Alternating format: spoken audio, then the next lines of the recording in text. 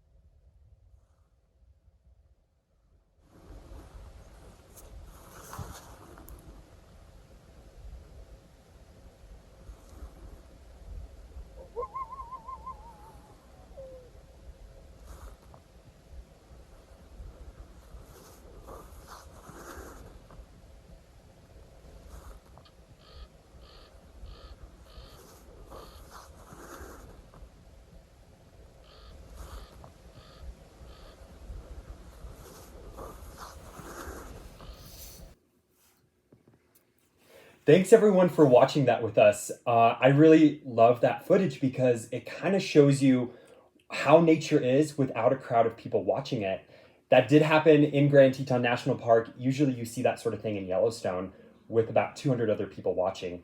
And so a really unique opportunity to see and witness, two predators competing over a kill without a lot of people, and to hear those noises of the animals actually chasing each other and competing. Next up, we have Sarah Ernst talking about mountain goats, one of the animals we don't see very often on tour, but occasionally we're lucky enough to see them up in Yellowstone. Hello, wildlife watchers. This is Sarah Ernst with Eco Tours, and I'm here at busy Mammoth Hot Springs with a little bit of some travertine terraces behind me, a little bit of spring water. And then in the background behind me, just popped up, is Bison Peak. And Bison Peak, an extinct volcano core, is a habitat where we're seeing mountain goats expand to over the last few years. Mountain goats are a non-native species to the greater Yellowstone ecosystem as far as we can tell, based on the fossil record and the Native American knowledge and the diaries of the beaver trappers and gold miners in this area. They were introduced to nearby mountains in the 1950s and 60s, and now are found in both Grand Teton and Yellowstone National Parks. Looking at the DNA of mountain goats, we think they may be more closely related to the muskox we have up in the Arctic, as well as the chamois over in Europe, than they are to the actual goats that we have as domestic animals here in the United States. Mountain goats follow a similar pattern to the other hoofed animals here of giving birth in May and June, when the snow has melted and the young plants are at their most young and tender, easy to digest. And the females will give birth alone up on the mountain slopes. Later on, though, will join larger herds, sometimes of just a few individuals, sometimes several dozen, and will raise their young together during their brief mountain summers. The breeding season for mountain goats is in November, December, and typically they'll have one young and give birth every other year. They're not going to necessarily give birth every year as most of the elk do. At Eco Tours, mountain goats are a special treat for us to see, as they're not normally seen from the ground in Grand Teton National Park and in southern Yellowstone. We do see mountain goats sometimes in winter in the Snake River Canyon, and we see them pretty frequently in Yellowstone when we are on multi-day trips, as I am today, along the slopes of the Beartooth and Absaroka Mountains, although increasingly we've been finding them here in the Mammoth Hot Springs area on occasion too. We also have bighorn sheep here at Mammoth Hot Springs, both male and female, and the female sheep are often mistaken for mountain goats because they have slender pointed horns, similar in length to a mountain goat's. One easy way to tell them apart, though, is the mountain goats are going to be a creamy white, think kind of polar bear white, and the bighorn sheep are going to be a light tan. Although sometimes they will bleach out in the sun and be pretty pale looking, but they won't be that snow white of a mountain goat. This is Sarah Ernst up at Mammoth Hot Springs for Eco Tour Adventures, signing off. Thanks so much, Sarah. It's always a delight this time of year to get fleeting glimpses of those mountain goats and their cute little babies as they're up in the rocks. I think it's really, of course, important to talk about the highlight of August every year, which is the bison rut. Both in Grand Teton and Yellowstone National Park, bulls are gathering harems of females, and it is a noisy, joyous time. Let's go ahead and tune in with Chris and learn a little bit more about this special event in the parks. Hi, I'm Chris Kassar, Wildlife Biologist Guide with Jackson Hole Eco Tour Adventures.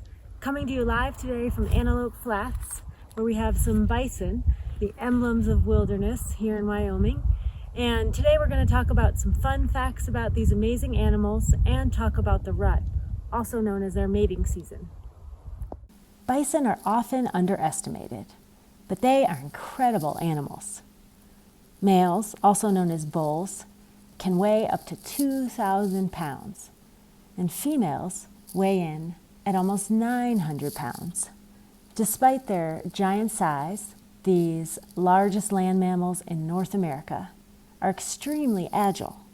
They run 35 miles per hour, jump 6 feet high and 14 feet out, and they're also excellent swimmers. Surprising, right? Given that they look like they would sink immediately. Though bison came close to extinction in the late 1800s, today the greater Yellowstone ecosystem has the largest remaining wild bison herd left on Earth, making Grand Teton and Yellowstone National Parks some of the best places in the world to see these amazing animals, these emblems of wilderness. This also means that these parks are the ideal place to experience the exciting annual bison rut. The rut lasts all summer, but the action really peaks in late August and early September. Deep bison bellows can be heard across the landscape. Bulls begin to court females through a variety of behaviors, like sniffing and face-to-face lip curls, or what's known as wallowing. This is when a big bull bison drops to the ground and rolls in a dusty wallow. At the same time, he's urinating, spreading his scent around for all to smell. It sounds gross, right? Well, this behavior actually serves a huge purpose. It helps other bulls identify him, how old he is, and assess his dominant status in the herd.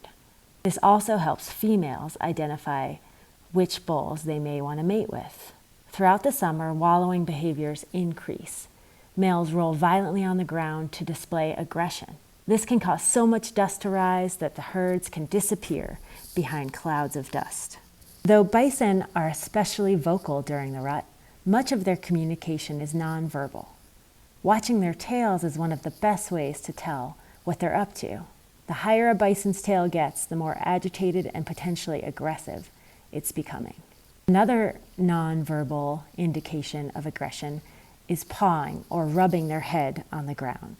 All the posturing and nonverbal communication we just talked about is an effort by bison to avoid a physical confrontation by establishing dominance. However, if one bull won't back down, these challenges can become violent. The power of two 2,000-pound animals colliding at full speed can shake the ground and can even lead to injury or death. One study found that over 50% of bull bison had evidence of previous injuries sustained in fights with other bison, such as cracked ribs or healed broken bones. Once a bull proves through face-offs that he is the strongest, he turns his focus to the females. But females have a say also in who they'll mate with. Females select for the larger, more mature bulls, and their suitors must spend quite a bit of time tending potential mates. The ritual of the rut helps ensure the survival of the fittest, earning a bull the chance to ask for a female's acceptance as a mate. Bulls will mate with more than one female, but females will only mate with one bull. About 9 to 10 months after the rut is over, small rusty red calves are born, just as the first green grasses of spring sprout. These babies are on their feet within an hour and taking their first bites of solid food within a few days. Bison mothers are very protective of their babies, which we call red dogs, and as a result, upwards of 80% of calves survive to weaning age. No easy task when you live alongside large carnivores like grizzly bears and wolves. With the largest remaining wild bison herd left on Earth, the greater Yellowstone ecosystem is one of the best places in the world to experience this awesome annual event. We hope you get a chance to get out and see it. Thanks so much to Chris for a great look at one of my favorite times of year. If you ever get a chance to come visit us in August and see the spectacle for yourself, it is definitely an unforgettable occasion. All right, guys, I will tell you that we're coming up on my second favorite part of the program, but my first favorite part of the program is going to be right after that, which is our Ask a Naturalist live segment. So if you have a question for Tyler or I about the natural world, the greater Yellowstone ecosystem, if you are 6 years old or 90 years old, all questions are great, large and small. Whatever you want to know, if you're planning to travel to the area or you're just curious about some of the things that live here, or about wildlife in general. Yeah. We're happy to answer your questions, and we definitely love stumpers. In the meantime, I do want to wish my fellow host a very happy birthday. Oh gosh. It is Tyler's birthday today, so definitely make sure you let him know in the comments section.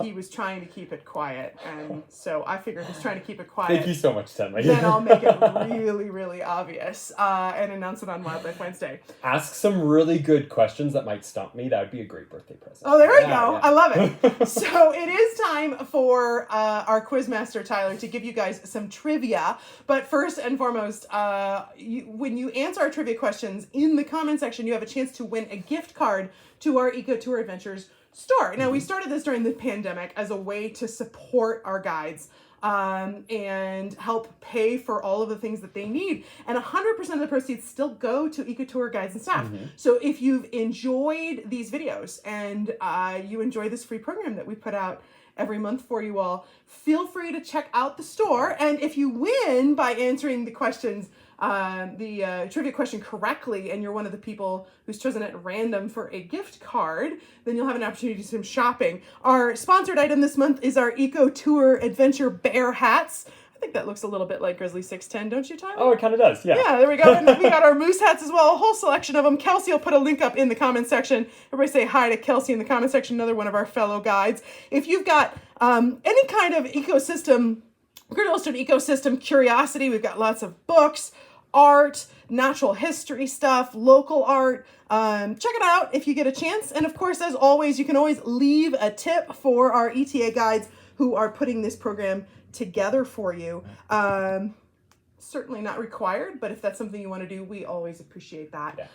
And I know the guides do as well. All right, time for trivia. All you have to do to answer and get your chance to win a gift card is just answer in the comment section. If you are watching this video not on the Eco Tour Adventures Facebook page, then you're going to need to click over to the Eco Tour Adventures Facebook page and answer there, because we're not necessarily going to see your comments if they're on a private group, for instance. And then just friendly reminder, we're going to do last month's trivia question first, and we've already had a winner there, but feel free to let us know in the comment section if you know the answer. And then your chance to win is this month's trivia question. Okay, everybody ready? Take it away, Tyler. All right, so for last month, we asked a question about pika. What is the temperature of a pika's body? And thanks everyone for, giving your best answers forward. The answer is B, 104 degrees Fahrenheit. And oftentimes small animals like rodents, bats, lagomorphs like pikas, they will actually have a higher body temperature and a higher metabolism than larger mammals just like people. And so that can help them fight disease. It also helps them stay warm in the cold of winters. So thanks everyone for trying to answer that question, and good job to everyone who got it right. We're going to move on to this month's trivia, which is, how long does it take for a bald eagle to mature? And here in the video, we do have a juvenile bald eagle. And maybe if you're wanting a challenge, maybe guess the age of this bald eagle. Next month, we'll answer the trivia question, but then I'll also tell you guys how old exactly this individual eagle is. Awesome, guys. Yeah, so leave your answer in the comment section below, and then we'll go through and choose a winner. Yeah, best of luck. Yeah, super easy to do, and we, of course, always appreciate everybody giving their best shot at it. We're already seeing some pretty good answers, although we are. I think there's some stumpers, and that it seems to be a slightly more difficult question than we've asked, because I'm definitely seeing answers all over the place. So thanks everybody for that. Okay, it is time for my favorite part, which is ask us all of your questions. There's been a couple asked during the program already. Now what's going to happen is we're looking down at our little iPad here. So if you see us looking down, it's because we're looking at your questions. And we'll go ahead and we'll answer them in sort of the order that they were received. And if you guys have any questions about what's happening between the lower Gros-Ventre wolf pack and 610 in that video, no, we didn't have any talking during that video. If you guys are curious what exactly is happening, who these animals are, feel free to ask those in the comment section below, and we'll be sure to answer them. Yeah, for sure. Yeah. Okay, so first and foremost, Lessa has a great question, which is, do the mountain goats shed? You want this one or you want me to take it? I can talk about this one. Okay, Yeah. Yes, so mountain goats do shed, and I assume that you're talking about their fur. So mountain goats do shed their fur in the spring, like most hoofed animals, and they only go through one shed per year. Their guard hairs actually during the summer grow longer and longer, and by fall they actually are turning into their new winter coat and then will be shed again next spring. And so most animals out here, I mean actually in the world, go through a pretty regular shedding schedule, whether that's their skin, their feathers, or their fur. Reptiles, shed more regularly than mammals, and every time they shed, they actually expand and grow a little bit more. Versus mammals and birds, they shed to get rid of their old integument, is this the technical term for it, their fur and their feathers. That's me being a nerd right there. Integument. That's the technical biological term. Yeah, that's your word of the day. How about that, right? Integument. Very cool. Thank you very much for that one. Yeah. Okay, this is kind of a funny one that made me chuckle. Mark asks, have either of you run into any famous personalities during your time in Grand Teton or Yellowstone? Mark, I'm cheating if I answer this, and I'll explain why in a moment.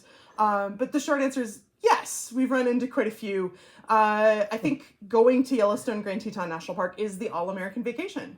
No matter how wealthy or how famous or anything that you are anywhere in the world, at some point in your life, you do want to go visit America's first national park. And generally speaking, you want to bring your family. So because we are one of the preeminent tour companies in the Valley and in the Great Yellowstone ecosystem, we do get our fair share of celebrities. Now, we are very careful. We want to protect people's privacy. So we don't talk much about folks that we've taken out via eco-tour adventures, but I've been in this industry for almost 18 years now. So I've had an opportunity to take out some folks prior to that, most formally at when I worked for the Four Seasons and their wildlife company. I would see quite a few celebrities coming through that hotel there. Gosh, I think my favorite was probably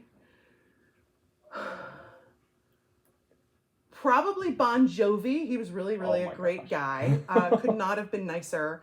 And I think my favorite story that I like to tell about Bon Jovi is he was trying to stay anonymous as he went around Yellowstone. He was trying to protect his privacy and was doing a really great job, but he really wanted to see Old Faithful. And it was about the day before 4th of July, which is a very busy time in Yellowstone. So I was really nervous how I was going to pull this off. We got through the whole eruption. Nobody figured out who he was. And I was really proud of myself. That's intense. And then there was a gentleman wearing a band t-shirt, a Bon Jovi band t-shirt from the 1980s. And it was like full of holes. Because I think, this is 10 years ago now that this happened. I think he loved that shirt to death because he was a huge Bon Jovi fan and was really excited about it. And I think Bon Jovi was really very touched by that. And so he sort of casually, as we were walking by, was like, that was a good show, man. And his daughter, I think, was less amused than Bon Jovi was because, of course, the guy instantly recognized him and made a big fuss. And pretty soon we had a crowd around us, which I think was what we were trying to avoid. So he could not have been more a gentleman. And I've had the benefit and the great fortune to meet many wonderful human beings. But that was definitely a really fun one. Yeah. That sounds amazing. Yeah, and I can talk about it now because you're not supposed to talk about these things when you work for the Four Seasons for a period of time, but enough time has passed that I can officially talk about it. Any eco-tour adventures, folks, and we do see quite a few celebrities come through. We're not going to talk about those. We want to protect their privacy, but we'll just go ahead and say there's been some really fun ones this summer that we've definitely enjoyed. So hopefully, there you go. We got one of those. You got any good ones? I mean, of course, our most commonly seen celebrities are the bears. So of course. Of course. Let's not forget about those. And then of course Jackson Hole is home to a lot of celebrities. So regardless of whether we're on tour taking folks out or we're just wandering around town or in the grocery store, you do have the opportunity to meet some really remarkable folks. A couple of famous people have second homes here. Yeah. And it's pretty exciting. You never know who you're going to run into on just a casual run to the grocery store. What I do like about Jackson Hole though is historically, we don't judge you by how famous you are. Jackson Hole doesn't really... We're Wyomingites. We're not worried about it. When we see celebrities, it's a little bit like, good for you. I'm glad you've done well with your life, but we're certainly not going to bother you. So I remember as a little girl watching things like Harrison Ford wander through the grocery store, and nobody would bother him. Because it was none of their business, and they just wanted to let him live his life. So really a neat place to live in that respect. I'm very pleased that I live in a community that takes care of its own. It's one of the reasons why I like living here. Yeah. It's it has a very laid back atmosphere, culture. you don't have to worry too much about For running sure. into people. So, oh gosh, this is a really good question, and I'm racking my brains. This is a good one. Is the Coulter Rock still on display in Grand Teton National Park somewhere? Coulter Bay, maybe. Now, for you guys wondering what the heck is the Coulter Rock, let me first explain what the heck we're talking about. But the short answer, Don, is I have to think about this. It was on a short-term, temporary display at the visitor center, and I do think it has gone back over to the other side of Teton Pass. And I want to say it's in a visitor center over there.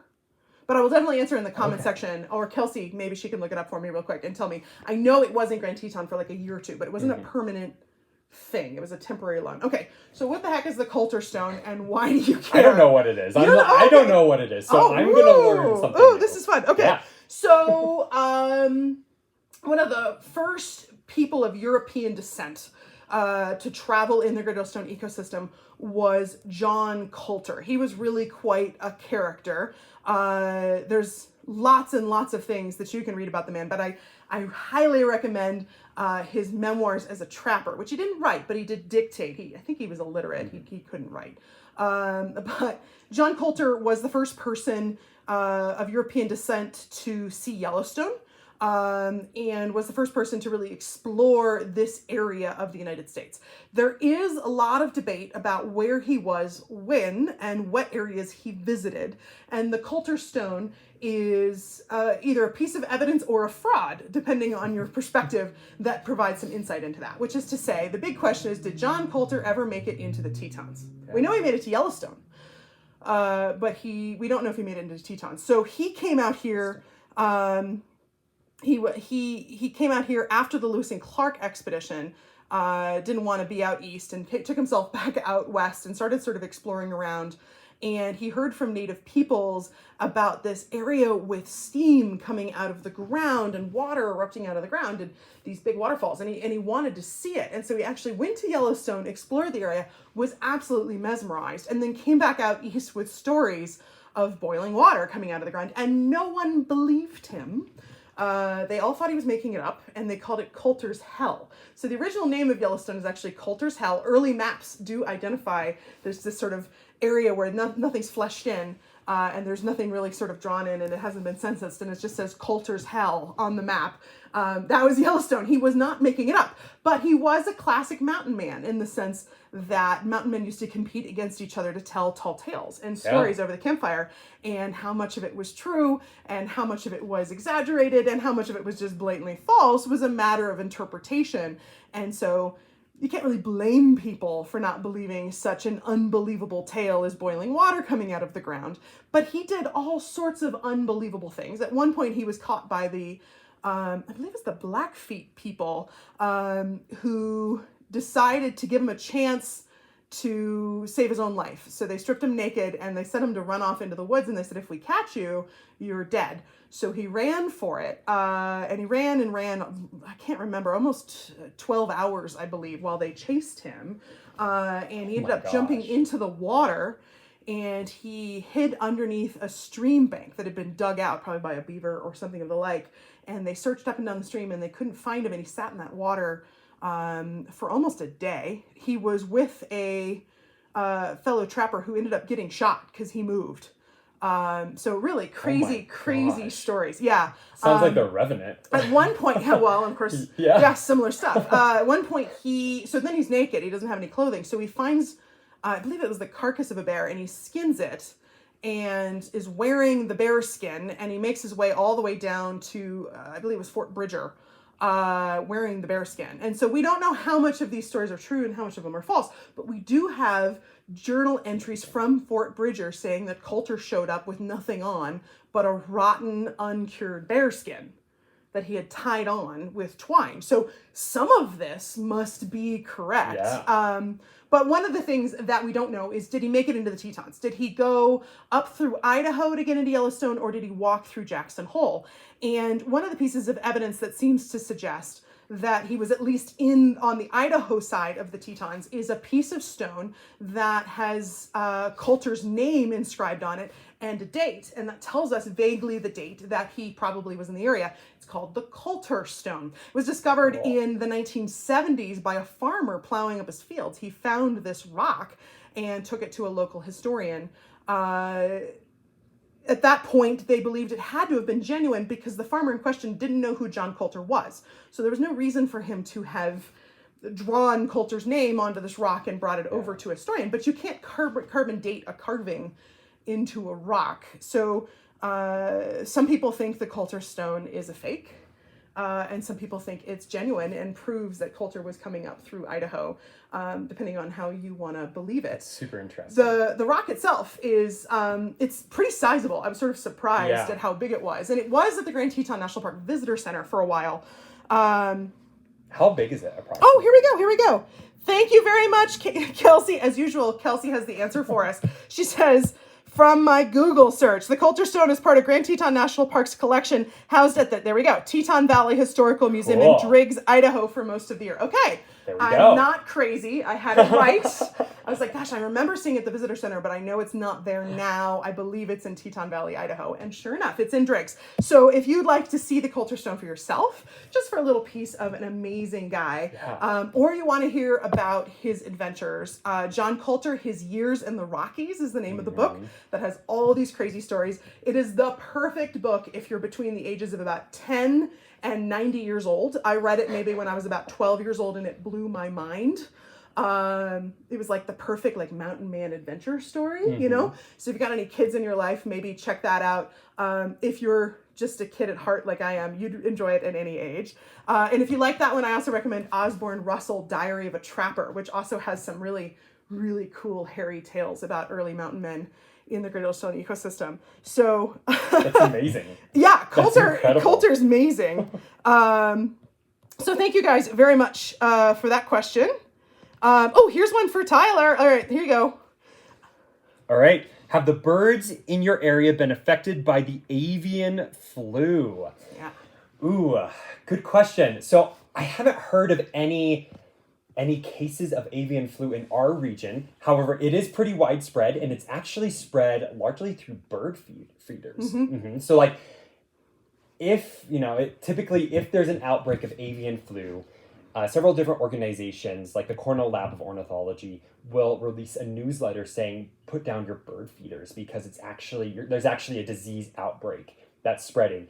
And there's many different diseases that can spread through bird feeders, including like avian pox, which is particularly nasty. It causes growths on birds' feet and is usually fatal. But as far as avian influenza, I haven't heard of anything here in Teton County, but back east a couple years ago, I think it was 2020, there was actually a pretty big outbreak of avian influenza. And there was an outbreak this year as well. Back east? Yeah, but not here. Oh, okay. Yeah.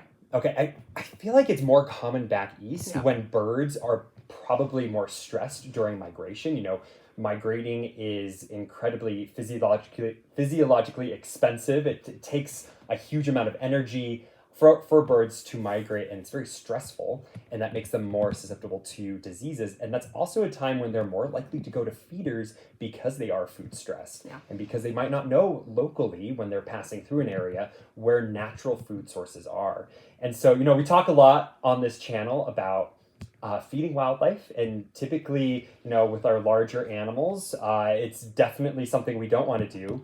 But, you know, in a lot of places, feeding birds is acceptable. However, you know, you have to be ethical about it, because even small animals, we know for sure for small mammals, but also birds are affected a lot by feeding, especially when it comes to disease. There's a lot of interesting studies that are coming out of England currently where they're looking at bird beak shape. And the shape of birds' beaks in England have actually changed over the past like 10-ish generations or so to be more efficient at feeding at bird feeders. And so we're now seeing that feeding birds is having an evolutionary impact on how these birds look and how they function in their ecosystems.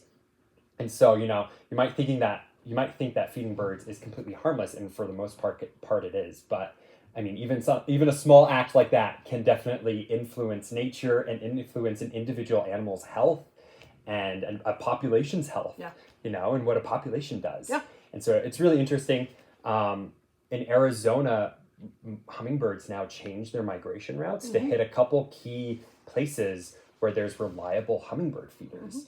And so behaviorally, anatomically, they are changing. It's very really interesting. Yeah, so if you ever hear of a disease outbreak, for birds, especially back east, definitely take down your bird feeders for the birds, for the safety of them. Yeah. And look, we want to be clear. If you enjoy feeding birds, we're not telling you not to do that. Not at all. I feed birds in my bird feeder, but I am thoughtful about it, which is to say I am targeting species that I think are in greatest need. I'm making sure that I'm not just feeding fatty sunflower seeds year round, which isn't in their best interest, particularly in their offspring's best interest. During the summer months, I'm making sure I'm targeting my species with certain food varieties that are going to most affect them. I'm paying additional attention to migration season. If you don't want to be this nerdy about how you feed your birds, I'm not at all suggesting that you do so. But I'm suggesting your wild bird center, your local organization, is going to be best suited to tell you how to be ecologically beneficial and wise in your choices, so that you're not encouraging things like invasive species in the area or fundamentally changing bird behavior through your feeding, and you're providing ecological benefit versus ecological loss. So it's definitely a much more complex thing than when I was a little kid and I just filled the bird feeder.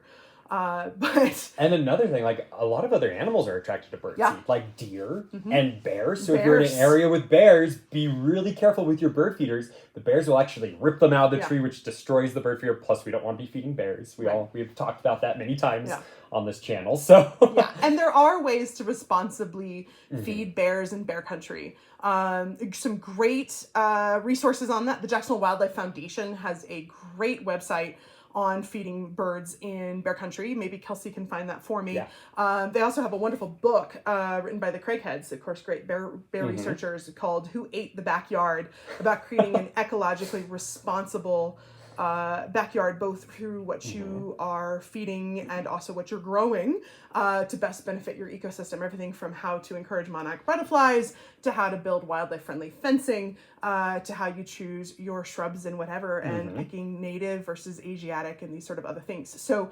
lots of great options out there. Here in Teton Village, in Jackson, we do have regulations in Teton Village and on the west bank of the Tetons that bird feeders, I believe it's 15 feet up and 10 feet out, so out of the reach of bears. And then you just use a long pole or hook, most easily made, usually from PVC. Your local hardware store can help you do that, to take the bird feeder down, fill it back up, and put it back up out of bear reach. That goes double for hummingbird feeders, because that sugar water is about the best thing ever if you are a bear.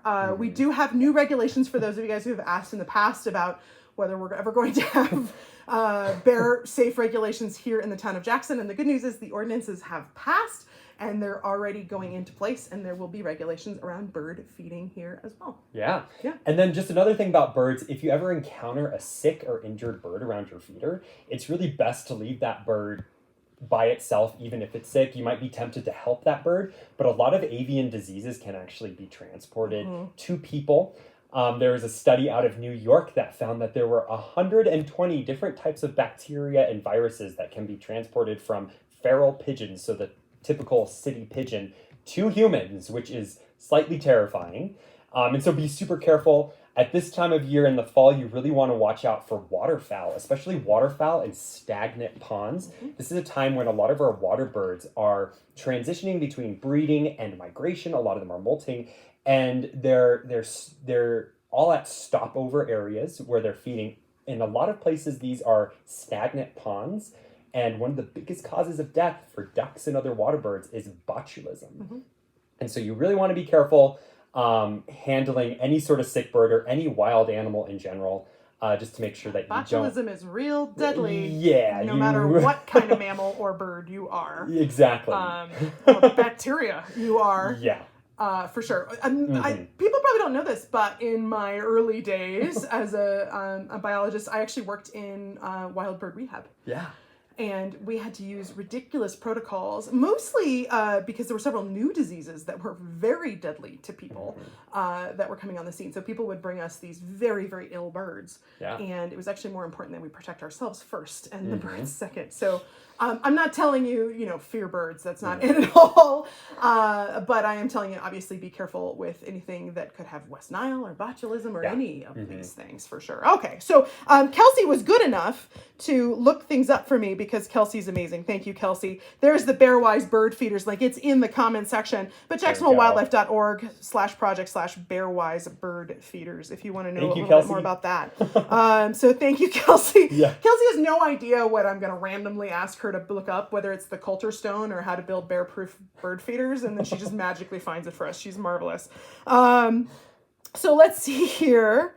Oh, happy birthday, Tyler. I hope Tenley buys you lunch. Does a cupcake count? She did, but I ate it right before the broadcast. She gave me a cupcake right before we came online. But thank you guys all for all these wonderful happy birthday wishes for Tyler. I'm loving it. Thanks, everyone. Let's see here. Did I miss I thought any? I saw one. Is there one I didn't see?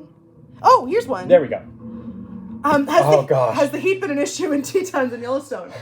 It's a double-edged sword, wouldn't you say? I think it depends on who you are, honestly. Yeah, it depends on who you are as an animal and also some other things. So Yeah. we're having a really weird summer. It's super And there's weird. like pros and cons to it. We didn't really get any smoke in the valley. We don't have any wildfires locally.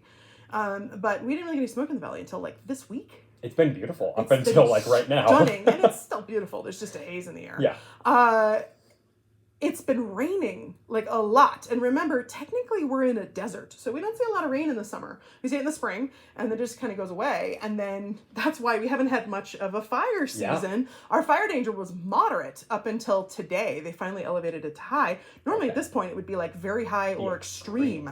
Yeah. So this has really been unusual. It's been, sort of raining for a little bit in the afternoons, which has been just enough to create this vibrant green growth throughout the valley. So I think if you're a plant, the heat and the rain have been marvelous. Yeah. I think if you're a mosquito, it's been epic. So Jackson's kind of famous for not having a set of mosquitoes in the summer. Like if you want to get away from mosquitoes, come see us.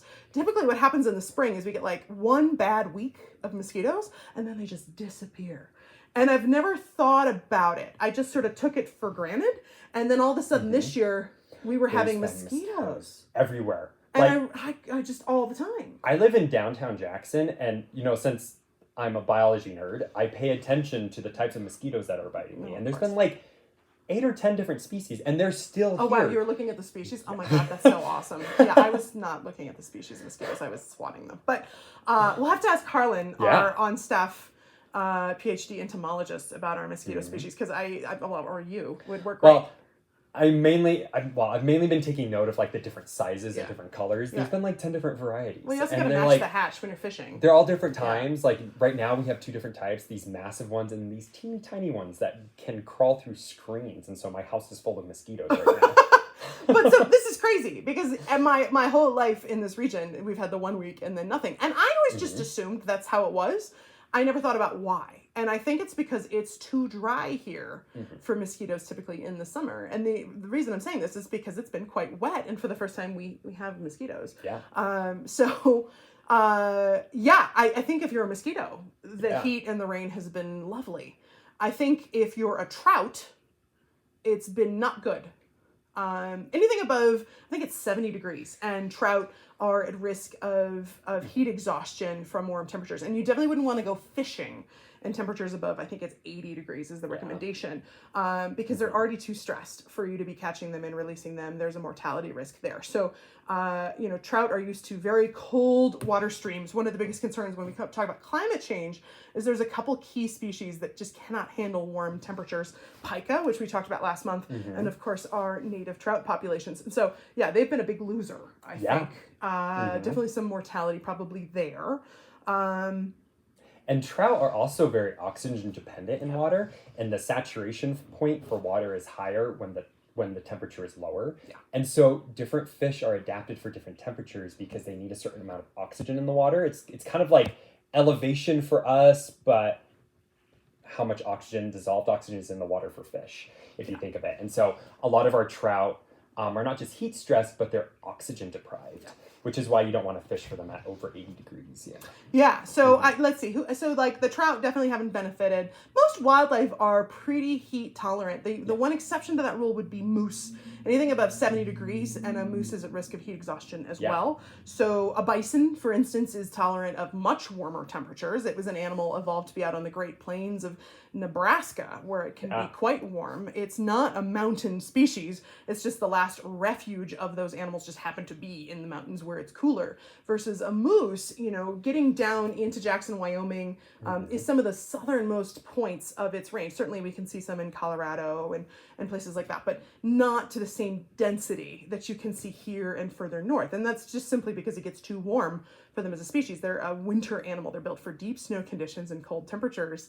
There's an optimal temperature range for any animal, which is where they're using the least energy to either stay warm or stay cool.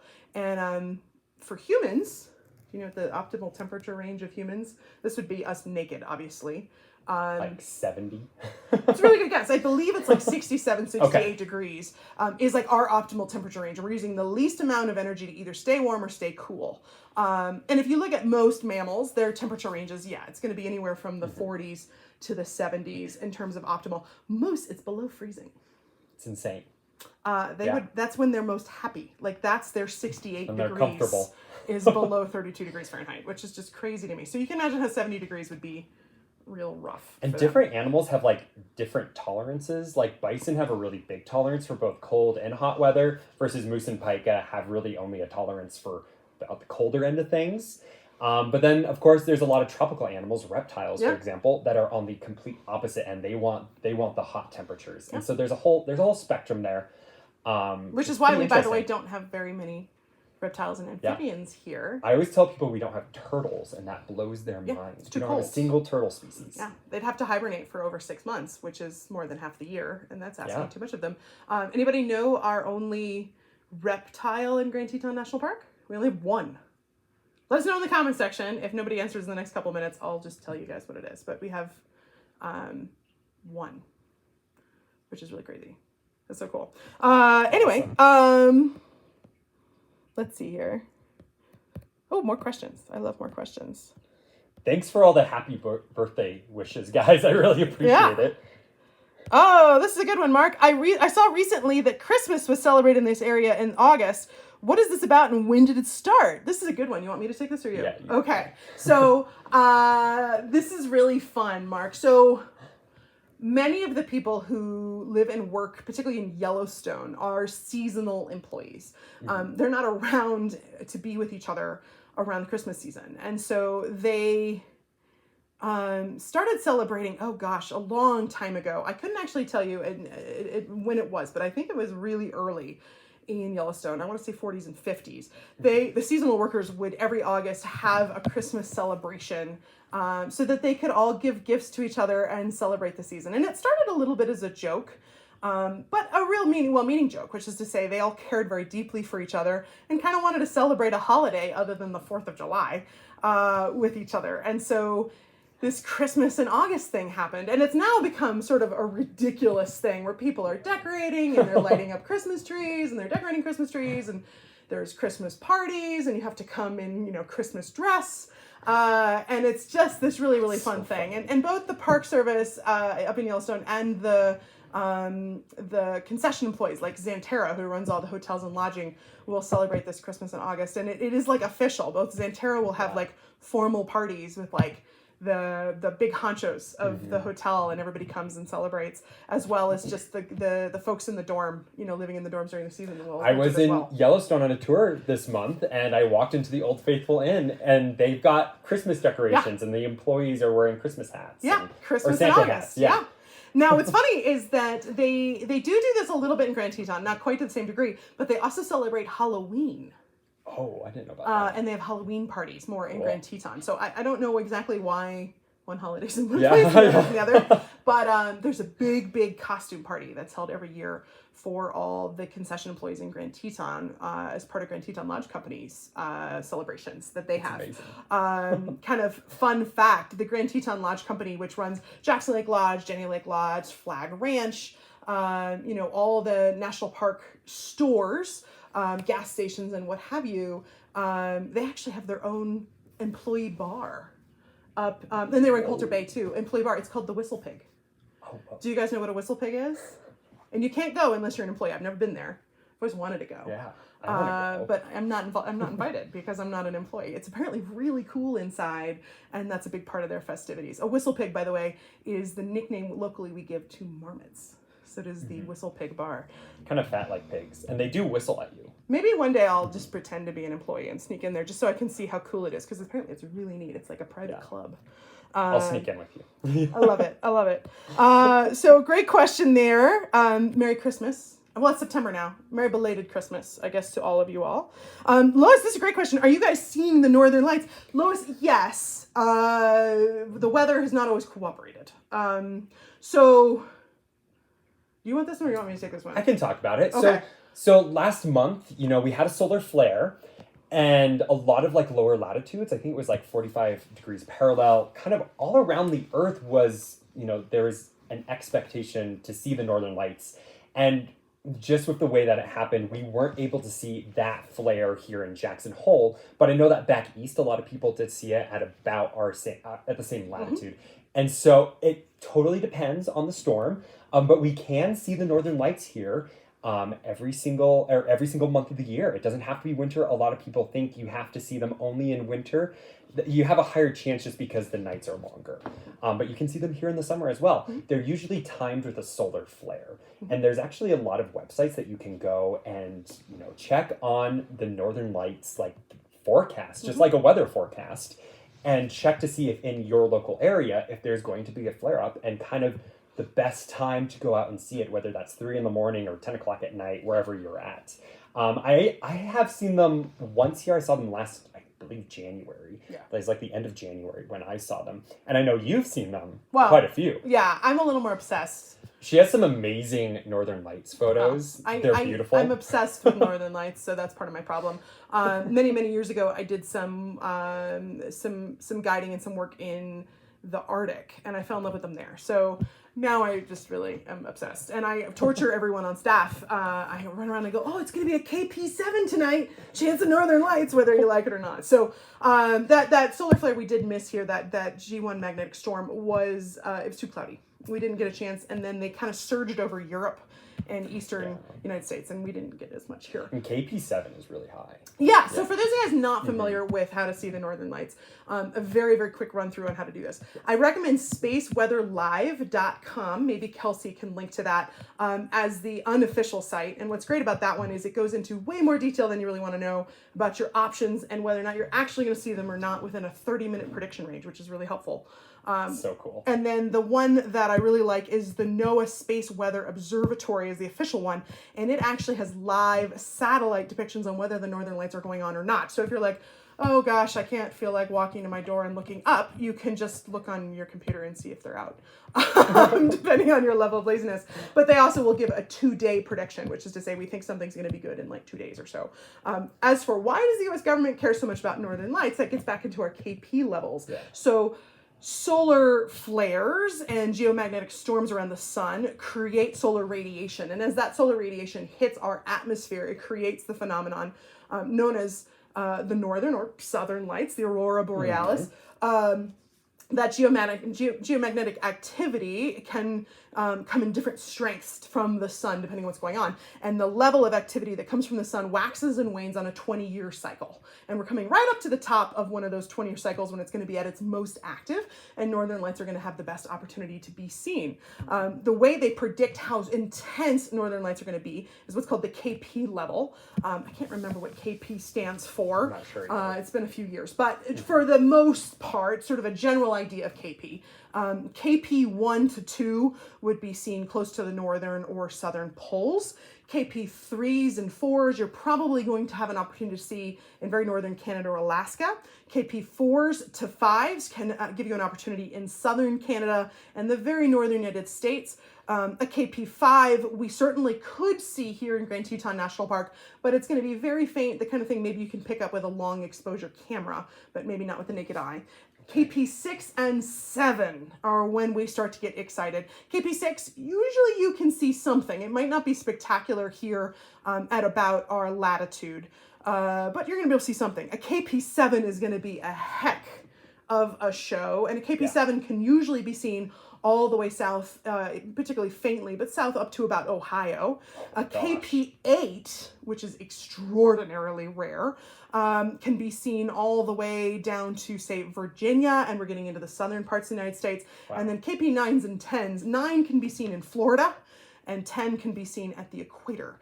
You do not want a KP10. So that solar radiation is not just pretty, it definitely has some impact. So the first thing we worry about, even low KP levels, is our satellites. When that radiation hits various satellites, it can have an effect on the equipment, certainly, sometimes permanent damage, but it can also definitely have an impact on the people in those things. So the space shuttle, for instance, has a specific area that the astronauts have to retreat to during high KP levels. And I can't remember, I think it's a KP6 upwards. They have to stay in a special shielded location during that solar storm, and they can't do most of their scientific experiments and these other things. At a KP9, my understanding is the US electrical grid starts to be compromised. And at a KP10, it would be pretty much destroyed. And we just wouldn't have an electrical grid. So while it'd be really cool to see the northern lights at the equator, let's hope that doesn't be a show before happen. complete destruction. We don't know how often an event like that would occur. We certainly don't have one in recently recorded history. But we have had incidences that have been written in the historical record in Europe and Asia of northern lights being seen during the daytime. That's strongly suggestive of a KP9-ish or so. We just didn't have electricity in those days. Wow. And so probably weren't impacted. So more than you guys really wanted to know about northern lights, you got me started. And then I have a question. So I was on Instagram and I saw this like incredible video, and I don't remember exactly what it's called, but it's like a normal like solar storm, and then all of a sudden it got like super bright, like blinding bright. Like, what's that called, and why does that happen? So we don't know. The short answer is solar flares and these coronal flares happen in the sun every once in a while. We don't know what's going on in the sun. We don't understand why these geomagnetic storms happen, where they happen, how to predict them, which is what we really want to know, how to protect our infrastructure, right? You can shut down areas of the grid if you think it's going to be bad and protect yourself. The new European Solar Observatory, one of its major goals is to try to better understand the sun's storm activity, to better be able to predict it, to understand the consequences of its behavior, and to understand what's going on inside the sun to create these geomagnetic storms to begin with. The sun's a very misunderstood object. So kind of neat. We now have a satellite just going around the sun, keeping track of all this, and you can get live solar views from the European Space Agency's Solar Observatory. So definitely the National Oceanic and Atmospheric Administration's Space Weather Prediction Center can give you those live views, which is really, really cool. Amazing. You can literally see the sun right now. It's so cool. Right? How cool is that? I mean, there is a delay. I can't remember how long it takes for images to get from the sun to the earth. It's a couple minutes. So let's say, 5 to 7 minute delay, but almost live, I guess is the best way to put it. So thank you guys for that. That was a great question. Longer than you probably thought you were going to get an answer, but whatever. Oh, great, guys. All right. There you guys go. There's our only reptile in the Great Yellowstone ecosystem. It's the northern sagebrush lizard. I've never seen one, and I've looked really hard. I've seen them on tour What? in Yellowstone. In one location. I've never seen one. I really want to see one. They're really cool. For those, Mark answered a really good question, which he said the rattlesnake, which is the only reptile in Grand Teton in Yellowstone. You're correct. We do have rattlesnakes in Yellowstone, particularly northern Yellowstone, but not in Grand Teton. So I'm going to give you super points because that was technically correct in Yellowstone. I think I said Grand Teton. Barely. Did I say Greater Yellowstone Ecosystem? I think you said Grand Teton. Okay. Yeah, you Because said if I Grand said Greater Teton. Yellowstone Ecosystem, you're definitely right. But as for Grand Teton, it's that sagebrush lizard. So, whoa, we got some smarties on here. Crazy. I love it. Let's see here. Oh my gosh. Thank you, Kelsey. Can you imagine just me asking you to look up random things on the internet and then she actually finds them? So grateful that she's figuring this stuff out. So these are all in the comment section if you want to get nerdy about the Northern Lights, because it's pretty fantastic. Let's see here. Well, gosh. We got one more here, and then I think we'll get going. Speaking of sagebrush, I heard the sagebrush in the park is very old and fragile and can't be replaced if torn up for road building or whatever. This is a great question. You want to do this one? Yeah, I can talk a little bit about this. So sagebrush is generally a very slow-growing and very slow reproducing plant.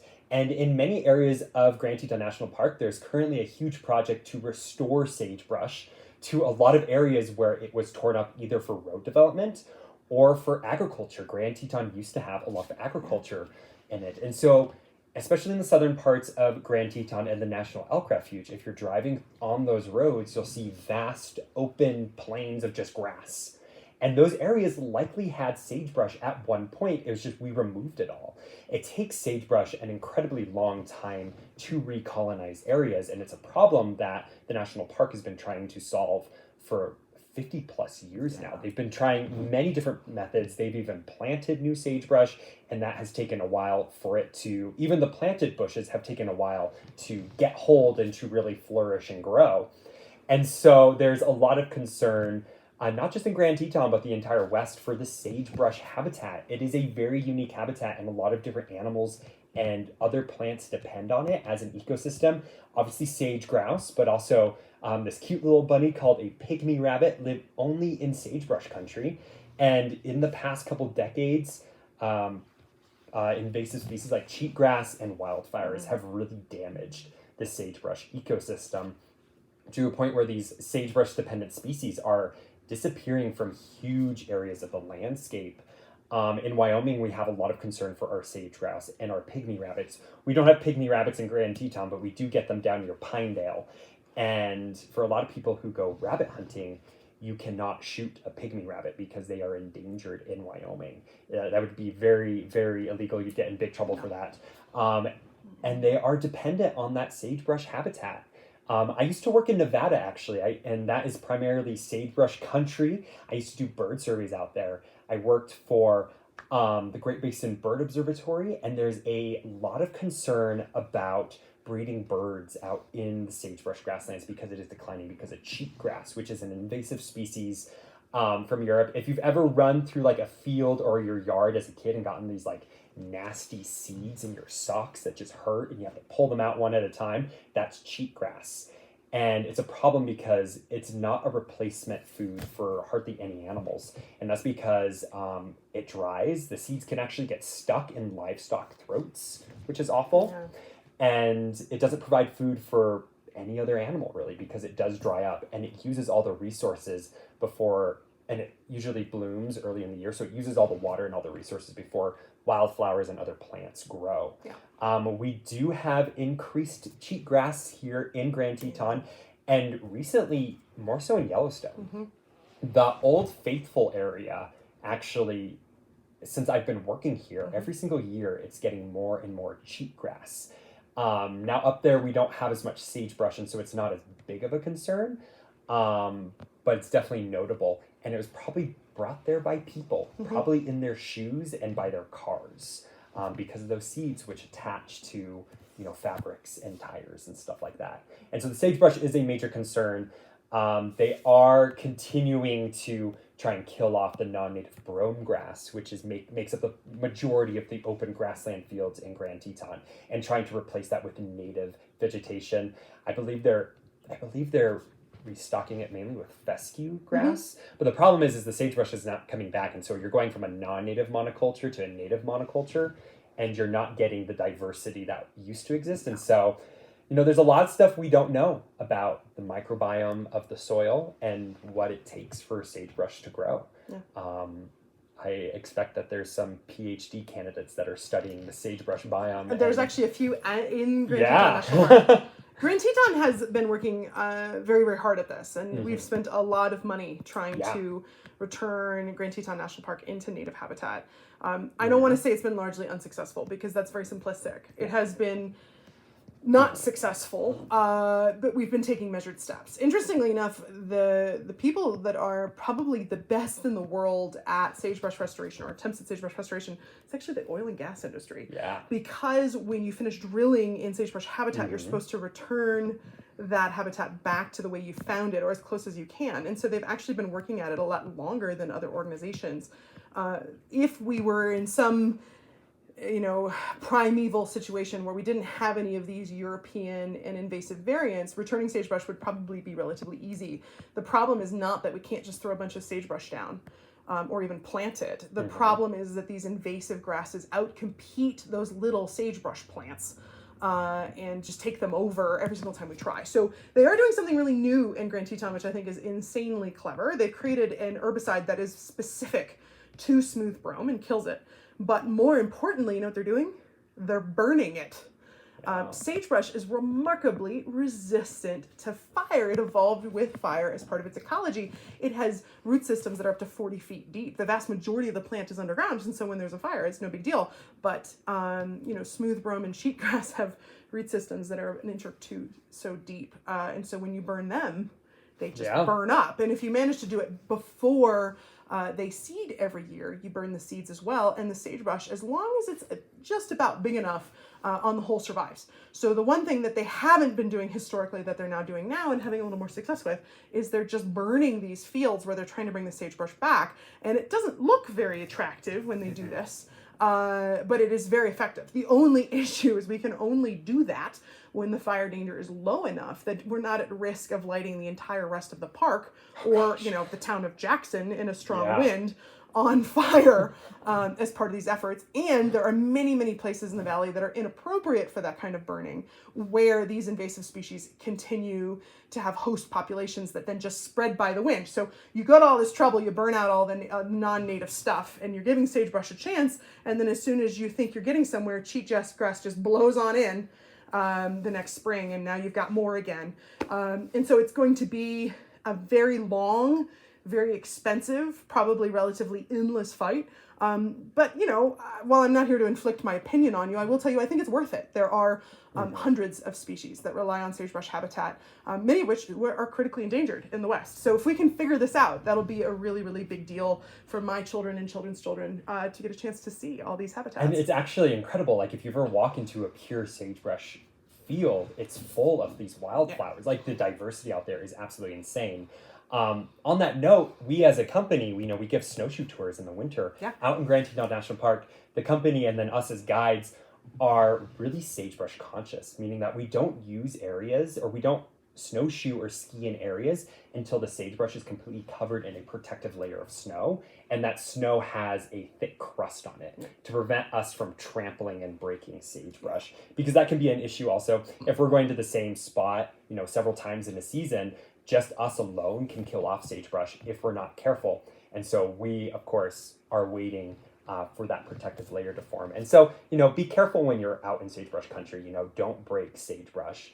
Be kind to it, because it can be delicate and it can take a long time for it to regrow. Very long time for it to come back. So, all right, guys, I think that's all we've got time for this time. But guys, this was really fun. You guys, you gave some good stumpers. Well done. These were really good questions this month. I really enjoyed them very much. So, as always, it's a pleasure to spend every month with you guys. First Wednesday every month at 5:30 p.m. Mountain Time here on Facebook, with a rebroadcast on YouTube.